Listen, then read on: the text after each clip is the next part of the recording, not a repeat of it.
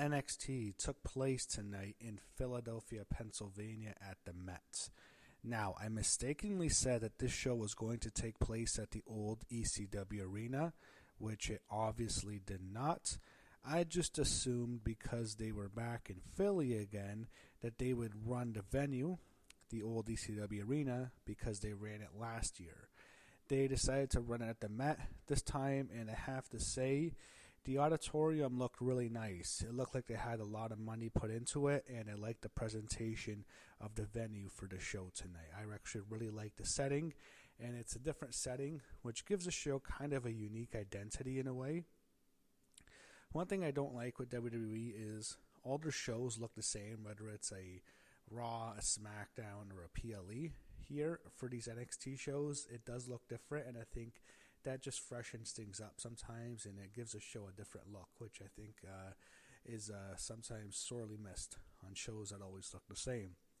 Now, you had the show immediately start off with Josh Briggs and Yoshiki Inamura brawling backstage. When they walk out to the ring, the theater is like right there, and the ring is right there, so it's like only a few steps from backstage to the ring.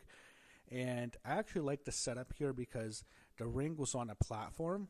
It was not at ground level. You had the ring on a platform, and then you had the fans on a ground below. So it's as if the ring was elevated, and it looked cool in a way. Actually, I guess the ring was on the stage, probably, and then you had the fans. I'm not sure exactly how it was set up. I liked it. And you had them brawling around the ring, brawling around the platform that's hosting up the ring, which I liked. And then we officially get the match when it starts. Josh Briggs, Yoshiki Inamura Extreme Rules match in Philadelphia. So he had Briggs throwing multiple chairs at Inamura, and it hit him, which actually looked pretty dangerous. The first big holy shit moment was when you had a bunch of seated chairs in the ring, and then you had the steel barricade being placed on top of the chairs, and then you had Josh Briggs suplexing Inamura onto the barricade that was placed on the seated chairs, and it looked extremely painful. I know they did a similar spot already on the Great American Bash show with Ethan Page and Ricky Saints, but this still looked more painful because both guys are just so much bigger, so the impact looked more than it was with the smaller guys. It looked nasty here. You had Briggs taping Inamura to the ropes, and then he begins to cane him with a kendo stick. This was similar to the Sandman Tommy Dreamer spot at the original ECW when the Sandman just repeatedly caned Tommy Dreamer and Tommy asked for more. I think this was almost an apology to Tommy Dreamer, almost a nod to him because of what Paul Heyman said about him on Raw last night. I wasn't paying attention. I skipped forward. I fast-forwarded through that part. I didn't care to see that segment, but Heyman reportedly said that Dreamer should be dead, and I don't know if this says anything to do with Tommy Dreamer telling the story of when he wanted to kill Paul Heyman, shoot him at WrestleMania 17. He had it all planned out, and then he'd shoot himself. It's a crazy freaking story if you've never heard of that. But I don't know. It seemed like that was almost a nod to Tommy Dreamer. And then another crazy spot is when Inamura takes a trash can, puts it over Josh Briggs' head, and then there was a wooden baseball bat in the ring, and then he swings the bat at the trash can, and it makes a loud noise. And then when they take the trash can off of Briggs, he's cut open. It looks like it's a nasty cut. So there was blood in this match, and I don't know. It seemed like it was more hardware than it was a blade because it was near his eye. So it looked like this was a hardware cut here, and it looked really good. Inamura did his signature splash onto Briggs, and he drove him through the table with the splash, which was a good spot in the ring, but Briggs kicks out. Then Inamura got two tables from under the ring, set them up in the ring. However, Briggs had his arm wrapped with a chain, and he hit a clothesline onto Inamura. Then he put Inamura on a table, went to the top rope, and did a moonsault, and he pinned Inamura after the moonsault through the table. Josh Briggs won the match, and he won the feud because the way the announcers were talking, it seems like this feud is officially over. It is done, and that's it. Josh Briggs wins. And after the match, it became more apparent. So before that, they show an Instagram chat where Masha Slamovich is asking Ava to be the special referee in the 6-woman tag match, and Ava agrees. Then you had Ricky Saints. His music hits. He's out next. However, as he's coming out, He bumps into Josh Briggs as he was leaving, and Briggs stares at him. So clearly it looks like that's the next feud for Briggs is Ricky Saints.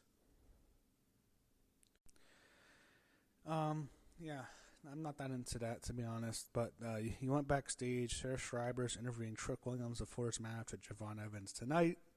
Generic promo by Trick. I'm not a fan. He had Ricky Saints and Jasper Troy. Yeah, Jasper sucks. He just has go-away heat with me. Thankfully, Ricky Saints wins clean. LFG sucks, man. I don't care about LFG. I don't care about Evolve. I really don't care that much about WWE's partnership with TNA. I think they're overdoing it, and the AAA stuff. So, I mean, you have TNA, AAA, Evolve, LFG, all these outside things. You know, it's whether it's a new show that WWE wants to promote or it's a partnership. So, I feel like NXT is being used as a platform for WWE to promote its partnerships, to promote its other shows, rather than elevating NXT as a brand itself. So I think NXT is just being used as a vehicle for that. I think it's hurting the show.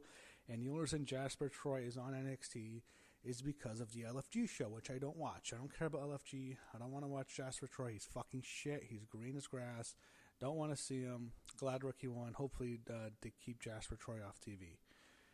Hank and Tank are in Ava's office. They're asking who their opponents are at Heatwave. They face one of the two members of Dark State.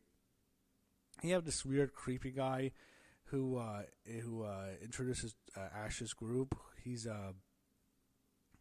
He brings Ash's group with them, the three girls, Dana Brooks and her two proteges, whoever they are, and they're all mad at Ava because she made Masha Slamovich the referee, and I guess Masha and Dana Ash are they're both in the triple threat match. So, but so is JC. So they kind of cancel each other out. Jordan Grace headed to the ring, and then she makes her entrance, and she cuts a horrible promo. It's like dead silence in the theater, and you never hear this in like the Performance Center because it's in the theater. It's dead silence. It's like the silence you hear sometimes if you're watching a movie when people are quiet. And I thought Jordan Grace was awful here. I thought this promo was fucking trash. Blake Monroe interrupted her. Blake says she had a contract drawn up if Jordan hits her or she puts her hands on her and the match is off. But, you know, it's funny because Jordan did that anyway. And I just thought Jordan was awful on the mic. She grabs Blake's arm and she's grabbing the arm and she's threatening her. I'm thinking, well, she just broke the contract, didn't she? Anyway, yeah, this was just awful. Blake was fine, but Jordan was just really bad here. And then they have Jordan Grace beat up Blake Monroe's security guards, all these fully grown men. She just beats them up like it's nothing. I'm thinking, this is just such bullshit. I hate when WWE does this. They have these women who are like 5'4", or 5'3", 5'2". Jordan Grace doesn't seem like she's that tall. She's jacked, but she's beating up all these big-ass grown men who are security guards. I'm thinking, this is such a joke. I hate when they do that, but I'm sure the match at Heatwave will be good. You had Fatal Influence warming up backstage. You had Lania Reed walking by them. And then Sol Rook and Zarya bumped into him. They have an interaction.